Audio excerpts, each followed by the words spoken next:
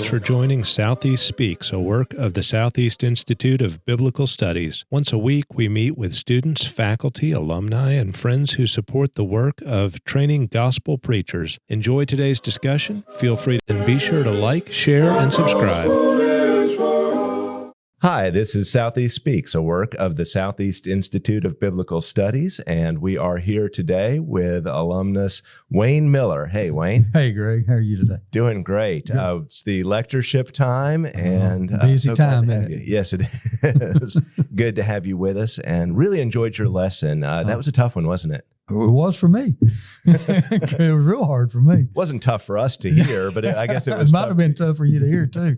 It was tough for me to do, I can tell you. No, it's a challenging topic, but the place of the Christian in politics is a tough one, isn't it? It is. I think just when you look at relationships and difference of thoughts and opinions, and everybody gets emotionally charged about it. Yeah, it's pretty sensitive, obviously. Well, you handled it well. And one of the things that, as I noted when I made my comments, was that you handled it as you do with everything, putting people first. Yeah. And you are well known as a guy who handles people well and who really cares about people. Tell me about that aspect of your ministry. Oh, I guess, I don't know, Greg. It's just kind of who I am. I was just brought up basically by mom mom and dad, but mom was one that really emphasized that to me and my sister the same way. I think it's just part of who we are. But then if I understand the scriptures right, if I've got an understanding of it, then I think that's part of being children of God. It's being that we love one another. And we talked about that in the lecture a little bit because Christ said it's so important. That's how people identify us as his people. And so I understand it to be just really an aspect of Christianity that needs to be a driving force in our lives of caring for others. And sometimes that's tough. Sometimes it's tough. The other thing I mentioned was that nobody's going to outwork Wayne Miller. You are just always on the go. How do you have so much energy? I don't know. The Lord's just blessed me with that, I guess. I love what I do. And I guess I've never looked at my ministry or the ministry of preaching and serving as a job. That's really the key to having a wonderful ministry, isn't it? To me, it has been, because I don't look at it as work like punching the clock somewhere and it's something you don't enjoy doing because I just love it. I love people, as you mentioned. And so it just comes as a natural outflow from me. The Lord's blessed me with good energy. Don't have to take any medication or anything to get that. So Lord has blessed me with that. And again, that's exactly the way my mom and dad, I was brought up by two workaholic parents. Both of my folks were high energy, worked, So it's in the genes. It is from can to can't is what they did, and I guess it's just been instilled in, again, me and my sister both are. That's just kind of who we are. Tell us a little bit about your family. You mentioned your sister. Tell us about your wife and your family. Debbie and I will be married 45 years on Friday of this week. Congratulations. Yeah, thank you. Thank you. It seems like about 15. But we have 3 children, 7 grandchildren, and all are doing well. And we have one son that's in Little Rock and grandson there, and the rest of them live around close to us. So that's been enjoyable to be back with them. I'm from around the Chattanooga area, Trenton, Georgia. My wife's from Chattanooga. Her dad was an elder in the church for years and years before he passed away. And now I'm part of the church plant. Yeah. So, of course, we got to know each other at West End, briefly through West End. But exactly. And as I mentioned, I didn't know what to make of you when I first met you. But you're not the first. You're not the first. but over time, come to appreciate you and your work, and of course, as an alumnus, so thankful for you being able to call you a fellow alum and a brother in Christ. Well, it's kind of where I started when we came to school. My wife and I came in '79, and I was new in the faith. I'd been in church in and out all of my life, as far as my folks. Different churches, and when I met my wife, I wasn't a faithful Christian. And so when we moved here to come to school, I'd only been in church faithfully for about 2 years. And, I tell folks, it's only because of a godly wife and the grace of God that I've been able to be where I am. You are, of course, I think your heart, in a lot of ways, I did the same thing, went to Clover, but I think your heart is in and has a passion for planting a congregation. Tell us about the work there. Well, it's a plant from the Mount Juliet congregation. It was about 220 folks from the Mount Juliet congregation. And the reason for that was Mount Juliet had outgrown the property. I mean, we had no classrooms left. We had nothing. So the elders, after much planning and praying, months and months, analyzing, studying, said, this is the way we need to go. And so about 220 folks said, hey, we'll go and help it get started. Yeah. And since that time, some of them gone back to Mount Juliet. They came over to help get it started. We've been in our building almost a year. It'll be a year in June. We met at a school, West Elementary, which is a school about 3 miles away from our building now. So we met in that school in the gym for 29 months. They told us they'd have the building ready in about 12. Right. Well, they said 10, give us 12. We gave them 29. So we met at the school for that length of time. So it's been good. We've been very blessed and things are going well. Just like around here, we're in a growing area. What would you say is unique about a church plant, as opposed to obviously the challenges of an established congregation, and there are differences, but they are both good. It's right. That's right. It's positives and negatives on both, I'd say. But as you experienced, I mean, starting from scratch, I found it to be more difficult than I really thought it would be. When you start from nothing and you're thinking about Bible classes and you're thinking about trying to get teachers and letterhead. All of a sudden, oh, yeah, exactly. Everything. And, right? Envelopes. I mean, and just having all that. And especially when we were at the school, we had no office space or anything, but there was we were blessed there because there was a friends of ours and of the church that had a facility that they let us use as an office. And it wasn't close to school. I mean, it's 5 miles, but is at least a place that we could meet with people. And, and it turned out you never think about, or at least I didn't, you think about, okay, when there's a death, when there's a birth, okay, what do you do for the families to serve them and minister to them when there's a death? We had no building. We had no fellowship hall. But again, the facility that these folks were gracious enough to let us use actually had a small kitchen and a meeting room in it. So we were able to use that, decorate it up a little bit. It wasn't the best. It wasn't like a regular fellowship hall, but you know what? It met our needs. Well, I've seen the facility at 109, and that's, I mean, it's a beautiful building, and you have the comforts there, but just doing a wonderful work. Well, I appreciate it. The Lord's blessed it, and it is. It's a great opportunity for the church in that area and Mount Juliet and the elders there. It was actually, Greg, an idea that started in 2010. The elders and the ministers and the staff at that time and some of the deacons was doing a 2020 vision. Where do we want to be in 2020? Right. Okay. And the seed was planted from that meeting in 2010. About, we keep growing, the Lord bless us. Maybe we need to plant a church rather than trying to grow a church here of 1,500, 1,800, 2,000, whatever. Maybe we need to plant a church and we can better serve the community with two locations, if you will. Sure. 2 churches rather than one. And so it took about, 11 years, 12 years for it to come to fruition, but it has, so. Well, what do you see as the greatest challenge there? I mean, in the Nashville area, of course, very different from over in South Carolina, where you say Church of Christ and they think you're Mormon or something, right? So very well known, obviously bigger congregations and things. So what would you say is the biggest challenge for you? Biggest challenge? You mean for the church plant or just in your ministry in that area? Yeah. In that area? One is we have so many people. The whole community is changing. We're just having so many people. So that I guess that neighborhood community that we've known for the last several years, where you knew a lot of folks, that's changing rapidly in our area.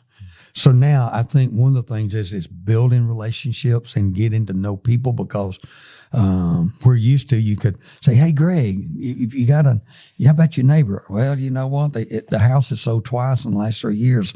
I don't know them anymore, Right. So I think that community concept and building in our area is rapidly changing.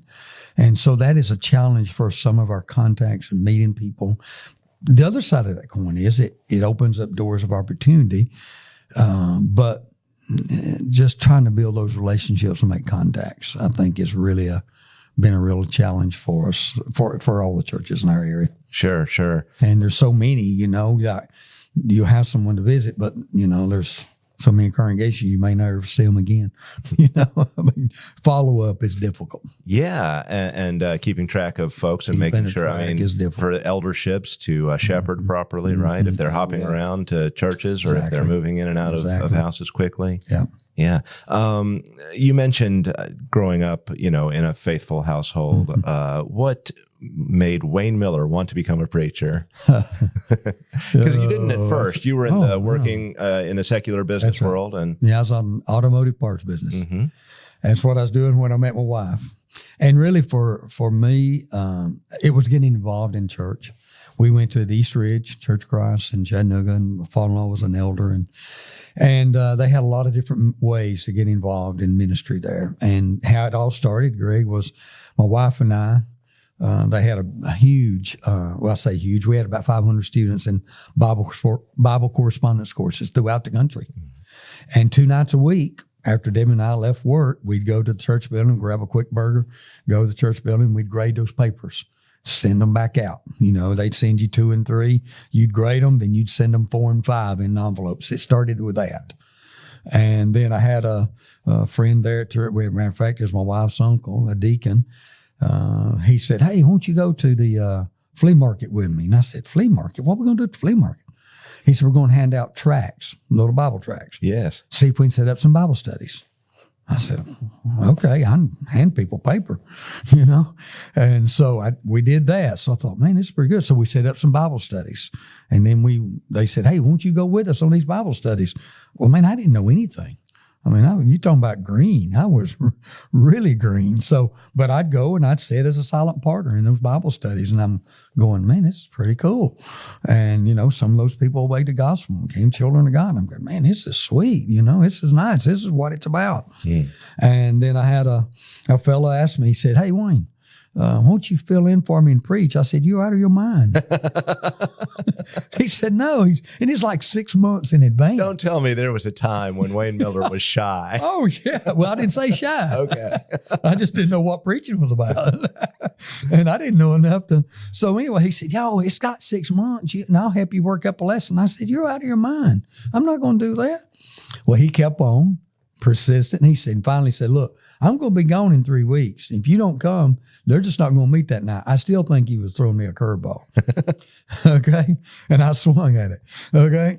So I did. So I worked up a sermon and preached everything I knew, Greg, about love in 11 minutes. And I think I repeated some of it to get 11 minutes. Right. Okay. So and that now was the congregation begs for 11 minutes. Begs for 11 minutes. Pay me to do 11 minutes. But they don't get that. So Right. But anyway, that's kind of where it started. And then happened to be at a congregation one night where a fellow from the School of Preaching was preaching. Brother Thomas Eves was preaching. And we normally went to Chattanooga Church. But I said, hey, I'd heard Thomas before.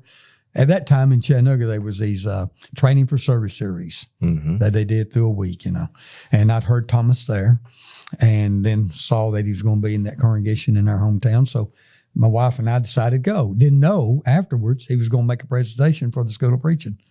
Okay. So he made a presentation, and I said, hey, let's stay and just see what he says.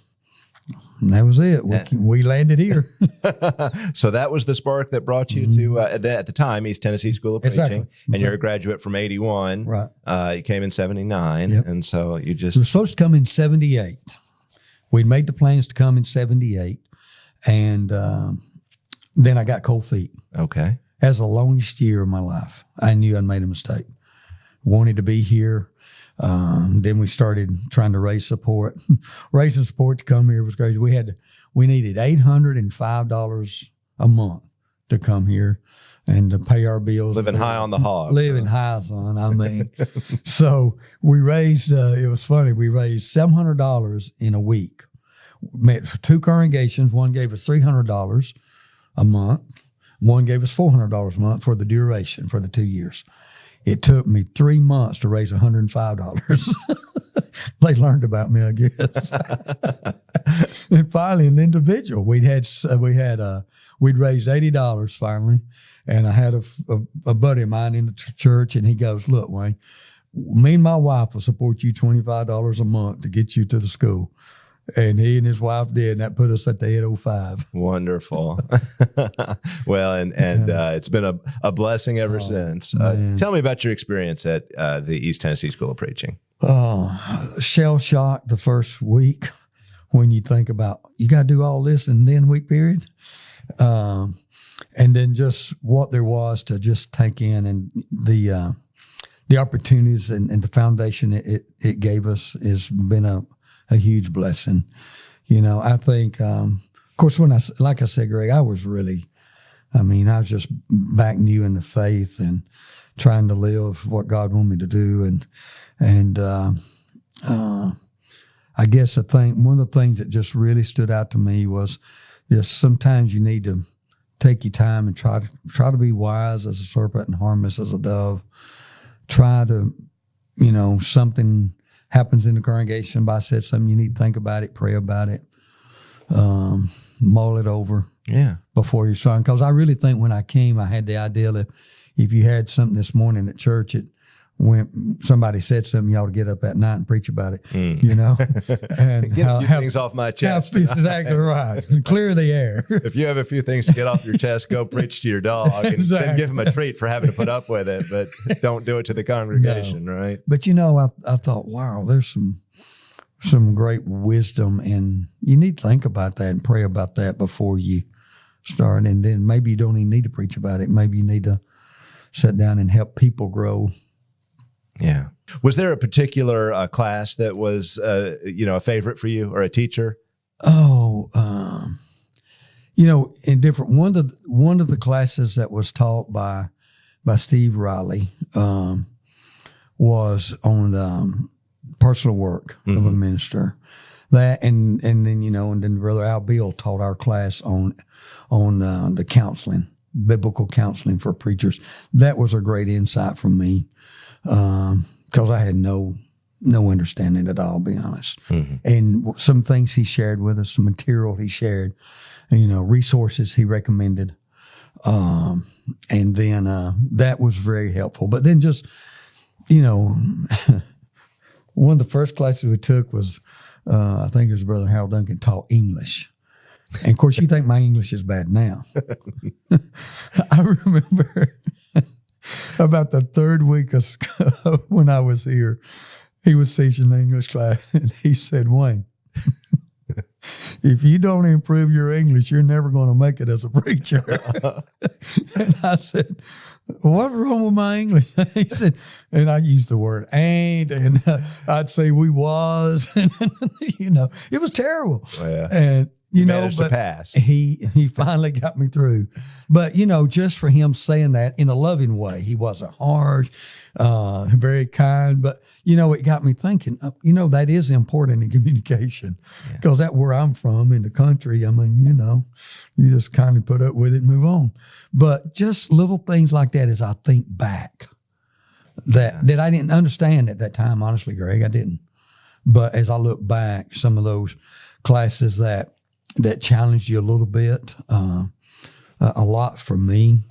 The term papers we had to write, the memory verses, because I honestly don't know if I had a memory verse in my mind when I came here. Mm-hmm. But that one quarter where we had to do 175, I'm going, what? Yeah, this next 10 weeks. I'm going to let the students know 175 it is and a quarter. It is different. And I'm not saying it's bad, because as I look back, a lot of ours. It's different times. It's different times, Greg. And a lot of it turned out to be, you just had to get it done. So it turned out to be some busy work. And I don't think they ever intended that. But yeah, I remember one 10-week period, I had 13 term papers and 4,000 pages to read. Character. But you know what? Yeah. It was one of those deals because, you always had, in my beginning class, the first week we had 3 people drop out because they said, that's too much work. We can't You do had it. several guys come through with you. Had a fairly good sized class, and you keep in touch with those guys, right? Yeah, and they're yeah, still some of preaching. them. And, unfortunately, some of them have passed away. But, yeah, we still stay in contact with each other some. But, the driving force then was because, I'll be honest with you, it was tempting, when you see 3 of your buddies go, I'm out of here, dude. First week, and you see, I've got to do all this now in 9 weeks. 1 week's already passed. Right. Okay. So you got a little bit of 9 shell weeks. shock. It is shell shock, brother. A lot of people think when they're coming to a school of preaching that it is a little bit like Bible school elevated or like a really intense VBS or something, but it's not. No. It's a Bachelor of Biblical Studies program here. Exactly right. And it is intense, but we certainly help the guys to get through it. You do. Exactly right. And, one of the things was for me when we were doing that, I was going, well, you know what? Other people have been through here. I can do it too. If they can, I can. Right. So hopefully people see that and go. Well, let's not scare too many people off. What's the? Thankfully, it's a lot better now. It's not as hard. Tell me about the blessing. Encouraging a young man today who's thinking about it. Why should they come to a school of preaching, specifically Southeast? Oh, well, because like you said, it would be challenging, but it'd be very rewarding. You'll get great support. You'll get the training that you need to go out and do the ministry for Christ. I really believe that with all of my heart. I mean, seriously, folks like you that have such skill set and others here that have a passion for what they do, that is passed on. And I think it's kind of instilled in the students here. And it was for me. And I think as I look back, I think that's a trend, Greg, that's been able to be continued. And personally, I think it's a real healthy trend that you guys continue to do what you're doing. Well, appreciate the support. Appreciate the work that you're doing, Wayne. Well, I would love to sit down and talk for so much longer, but we do have to get back to the lectureship. I understand. What a blessing to have you here. Well, thank you, Greg. Appreciate what you do, brother. All right. Well, that's it for today. And I want to thank you for joining us and have a blessed day. Thanks again for joining us today on Southeast Speaks. And we hope you've enjoyed this episode. If you have, be sure to like, share, and why not subscribe so you can get notified when we have interviews with students, faculty, alumni, and supporters of Southeast. Thank you and have a blessed day.